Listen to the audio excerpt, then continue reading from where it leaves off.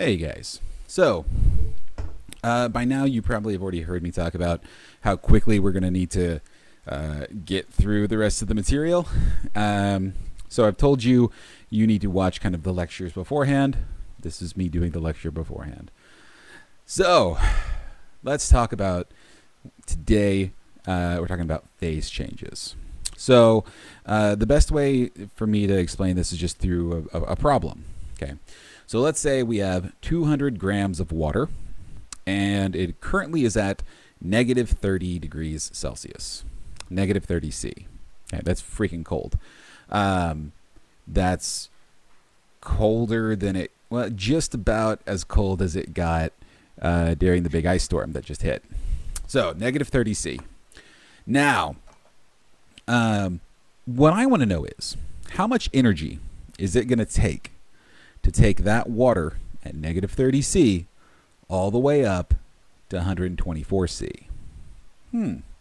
Interesting. Well, let's kind of think about what's going to happen, okay? We are going to think about what is going to happen here. So down here, we have solid ice, okay? Remember, we have ice, and it is going to be at negative 30 C. So not ice at negative 30. And I apply some energy to it. Well, what happens whenever I apply energy to it? Well, kinetic energy is going to get transferred. Those solid ice molecules are going to start to vibrate more. They're going to start to vibrate, and they're going to add that kinetic energy to them. When we add kinetic energy to something, that means its temperature starts to increase. So that's what's going to happen. We're going to go through and we're going to, as we give energy to it, its temperature is going to start to move up until it reaches 0 C. Now, what happens at 0 Celsius? If I just leave it there, everything is solid at 0 degrees. Okay. As soon as I start putting in a little bit more energy, though, they're going to start to not just vibrate, but some of them are going to have so much energy, so much kinetic energy, it's going to break away from just vibrating and start to rotate. So some of those molecules are now going to start to rotate. Rotating molecules, are a sign of liquid, being a liquid. So solid becoming a liquid, we know this to be melting. So as we put in energy, we have to put in energy for it to break those intermolecular forces. Okay, we're going to put in energy, break those intermolecular forces that are keeping everything steady, and then one of them is going to break off and start to rotate. That's what's happening. The temperature here is not going to change. We are not actually changing the average kinetic energy at all. They're maintaining the same kinetic energy. All of that energy is, the only thing that energy is doing is breaking intermolecular forces. So they're still moving at the same general speed. We're just changing the type of motion that they're doing from vibrating to rotating, vibrating and rotating. So it's staying at the same kinetic energy, molecular kinetic energy. Just now it's just changing the type. And that's what's happening here during this phase change. Okay? Now, that's what's happening here. Then what did we do? Once all the 200 grams is now melted, it's still at 0 degrees, but now they're all rotating and vibrating. They're now all rotating. If we continue to put in energy, what's going to happen? Well, now we have, at this point, 0 degrees C liquid water. You can have water at 0 degrees C, and we can have ice at 0 degrees C. So now all of the liquid is at 0 degrees C. If we continue to put in energy, this is now where they're rotating faster. We are now giving them more molecular kinetic energy. So that means we're increasing that temperature. The temperature is going to start to go up, okay, until it reaches 100 degrees C. At that point, we're going to do kind of the same thing, but now instead of just rotating, everything's rotating around.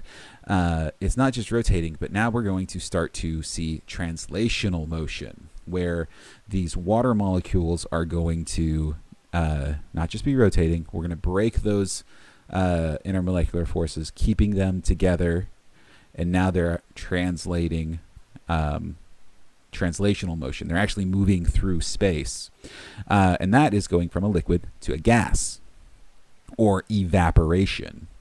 So we have to put a certain amount of energy into it in order for evaporation to happen. So this is liquid at 100 degrees C. We put in a whole heck of a bunch of energy until it reaches 100 degrees C, and now this is all water vapor. This is gaseous water. And at this point, we now have to put in more energy in order to make that translational motion go faster, adding more kinetic energy to it, keep on going up until we get to 124 degrees C. So how are we gonna square this circle? How are we gonna go through and calculate all of these things? Well, have we talked about a method where if I have a certain material, how much energy it takes for that material to go from one temperature to another, a change in temperature? So something with joules, a change in temperature, maybe the amount of the temperature, and then the type of material. Do we remember this? Yeah, that we have a specific heat problem going on. Now, you might remember me saying that like ice, solid things, like solid ice, is going to have a certain C. The liquid things are going to have a different C. And then the gaseous things are going to have a different C. So already we have 1, 2, 3 different problems we're going to have to do. But they're not bad, don't worry. But what about these phase change sections? What do we have to do here? Well, this is where you have something called the heat of fusion and the heat of vaporization. Fusion is basically how much energy it takes to melt or freeze things. Vaporization is evaporation and condensation. And this is what it is right here. It's kilojoules per mole. So if I have a certain number of moles, I can figure out how many kilojoules it takes to fuse, to melt a certain number of moles. Great. Same thing with heat of vaporization. I know it's going to be 40.65 kilojoules per mole to do this. Awesome. So really this one problem is actually 5 separate problems. Okay. So what I'm going to do is move over here. I'm going to work out the problem, and then I'm going to flip back over here, and I'm going to write how much energy each of these are going to take. How much energy is each of these different sections? And then we can add them up together, and then boop, we got ourselves the total energy it took to get solid ice from -30 to gaseous water up to plus 124. All right, let's do it. So, there we go. So the first thing we have to do is we're raising the temperature of a material. This is a specific heat problem. So what we need to know is the specific heat of ice, which is right here. Okay, and this is in kilograms, so we're going to have to change that. And we can actually, it's the same for Kelvin and Celsius, so we can just say this is Celsius. That's fine. So let's go through and do this. So we have 200 grams, and we need to go from 30 C all the way up to something. We need to go from 30 up to 0. That's what our first problem is going to be. So we are going to be adding 30. That's what our delta T is going to be. Delta T, and then we have grams, and then we have C, and then that is going to all equal the number of joules. Okay. Here I put kilojoules over kilograms. If I convert both of these to joules and grams, it's going to just be joules and grams. I'm going to multiply by 1,000 and then divide by 1,000 to convert these to joules and grams. So, that's fine. All right. So that's what our C is, 2.108. And the grams is 200. And then 30. So I can pull out calculator and then do 2.108 times 200 times 30. And I'm going to get this big old number. So this is the number of joules that we're going to have. With sig figs, let me actually change this. That way I don't have to worry about sig figs. There we go. There we are. So now we have 3 sig figs that we can use. So it's going to be 121 kilo. Oh no, I messed up. Sorry. 2.108 times 200 times 30. There we go. That looks a little bit better. So 3 sig figs is going to be 12,600 12,600 joules. Okay, so that's going to be our first bit here. So this bit right here was 12,600 joules.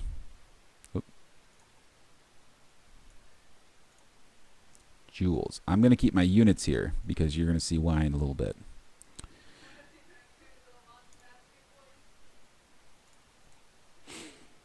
Okay, so there's that. Next thing we need is to do the melting section. So this is the heat of fusion. I have it written right here. Okay. The first thing we need to do is go from grams to moles to get kilojoules. If we want to get kilojoules, we have kilojoules per mole, and then we need the grams per mole. So we're going to put grams on top here. And I know just off the top of my head that it's going to be 18 grams per mole for water. This is what the molecular weight of water is. And then 200. Double check to make sure everything cancels. Yep, everything cancels just fine. Great.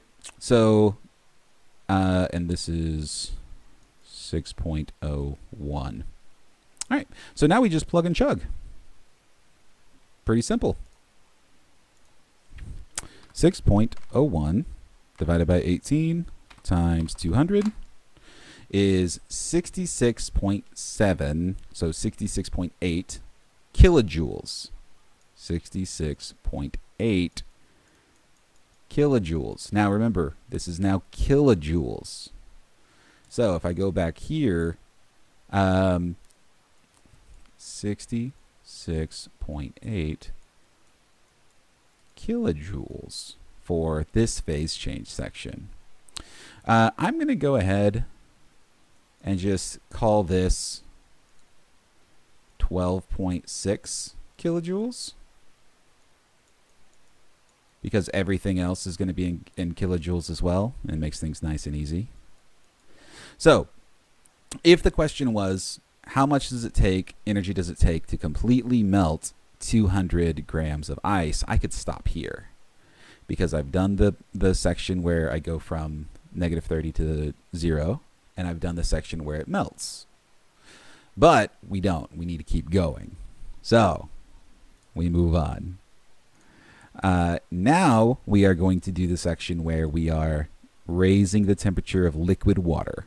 So this is, again, another specific heat problem. So joules, C, grams, and then delta T.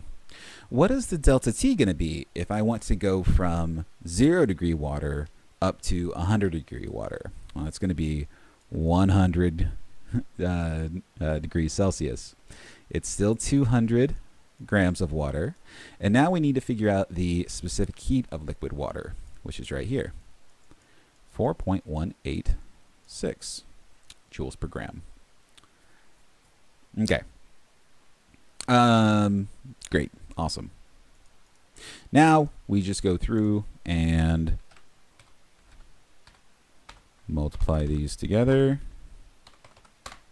And we get 83.7 kilograms. I just did the conversion in my head. So it's 83.7 kilograms.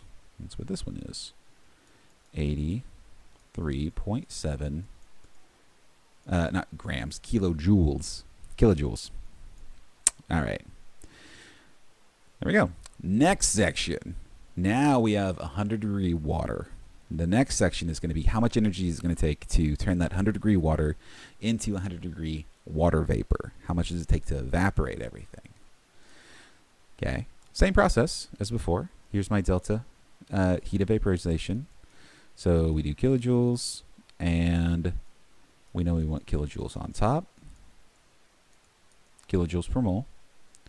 And it is 40.65. We need moles up here, grams, and then we have grams in our measurement. So 200 grams, I know it's 18 grams per mole, and we calculate. 40.65 divided by 18 times 200. 451 or 52 kilojoules per mole, or kilojoules of energy. It takes a lot.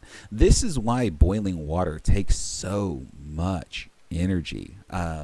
This is one reason why sweating will actually help cool you down so much, because it takes a lot of energy for water to evaporate. So if water does evaporate, it has to pull in energy in order to evaporate. It has to suck in energy. This is why evaporation works so well. All right. What was it? 452 kilojoules of energy just to evaporate all that water. So now where are we at? Now we are at 100 degrees Celsius gaseous water. We're right here. The last thing we need to do is another specific heat problem. And we're at 100 degrees Celsius, and we have to get all the way up to 124. So that means 24 is going to be our delta T. 200 is going to be our grams. And then finally, the specific heat of water vapor is right here. 1.996. Same thing as before. You know, we can convert kilojoules per kilogram to joules per gram, dividing by 1,000, multiplying by 1,000. Okay.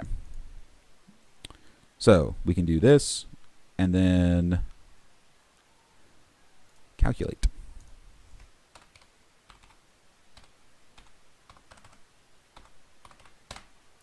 And this is going to be 9.58 kilojoules. 9.58 kilojoules. So 9.58 kilojoules. And to get the total, we just need to sum them together. So 9.58 plus 452 plus 83.7 plus 66.8 plus 12.6. As far as what do we adding and subtracting for sig figs, since we're adding and subtracting, you know that we're going to end at the ones place. This has the tens place, tens place, tens place, hundredths place. So the ones place is going to be the largest place of all of our numbers. So we need to go to the ones place here. So 625, rounding up. So the answer is 625 kilojoules. This is actually quite a bit of energy in order to do that. It takes quite a bit of that energy to actually melt and evaporate water. So that's how you do one of these problems. It's not horribly difficult to do. It's just a bit of time. It's, again, one of these problems is actually 5 different problems. But the problems themselves are not terribly difficult. Okay. Hopefully that helped. We'll talk about this more Tuesday with you guys. I will see you guys later.